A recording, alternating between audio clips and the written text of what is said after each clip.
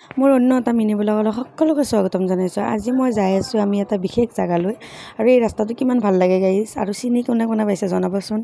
তাৰপিছত ইয়াৰ নানী, মই, দাদা, খুৰী, দাদাৰ ছোৱালীটো এনেকৈ চবেই মিলি আমি বহুত দিনৰ মূৰত একবাৰ ঘূৰিব আহিলোঁ মানে বেছি বেলেগৰ ঘৰত নহয়, এনেই আৰু আপোনালোকক যাই কেনে দেখাই আছোঁ।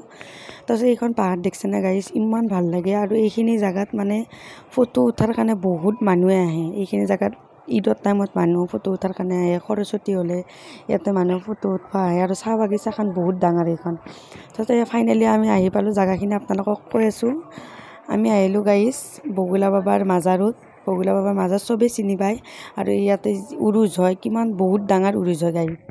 ফেব্ৰুৱাৰী মাহত, প্ৰত্যেক মাহতে হয় ফেব্ৰুৱাৰী, প্ৰত্যেক বছৰে হয়। তেতিয়া বহুত আহিছিলোঁ আগত বিয়া নোহোৱা অৱস্থাত। আহিয়ে দেখা পালোঁ যে মানুহ চানুহ নাই। বৃহস্পতিবাৰে বহুত মানুহ হয়, শুক্ৰবাৰে আমি আহি কেনে তাৰমানে মানুহে দেখা নাই। এয়া মোৰ বেটী আৰু দাদাৰ ছোৱালীটো, এয়া বহুত দিনৰ মূৰত আহিলোঁ। এয়া কিমান ধুনীয়া কৰিলে মাজাৰটো, দেখাই নাছিলোঁ বিল্ডিং বনোৱা। তাৰপিছত আৰু মানুহ চানুহ নাই, কি কৰিবি আৰু গাইজ। আমি আহিলোঁ আৰু আমি নিজে দোৱা চোৱা কৰি কেনে যাব লাগিব আৰু, যিহেতুকে আমি শুক্ৰবাৰে আহিলোঁ।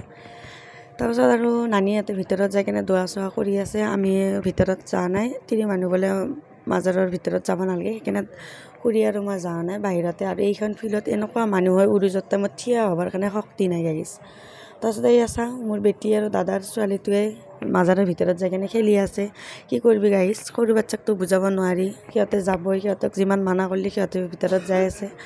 পাপ লাগিলে আল্লাই মাফ কৰি দিব আৰু। তাৰপিছত এনেকৈ আমি নিয়া চিনিখিনি এনেকৈ তাতে থকা সৰু ল'ৰা ছোৱালীকো ভগাই দিলে, আৰু আমাকো অকণমান খাবৰ কাৰণে ক'লে। তাৰপিছত আমিও অলপ চিনি খালোঁ। খাই বৈ কেনে আৰু এতিয়া আৰু আমি আহিব লগা হ'ল, ঘৰমুৱা হ'লোঁ আমি। এনেকৈ আমি, এইটো দাদা, এইটো খুৰী। আজিৰ মোৰ মিনি ব্লগটো এইখিনি আছিল। ভাল লাগিলে লাইক কৰিব, শ্বেয়াৰ কৰিব। Bye bye.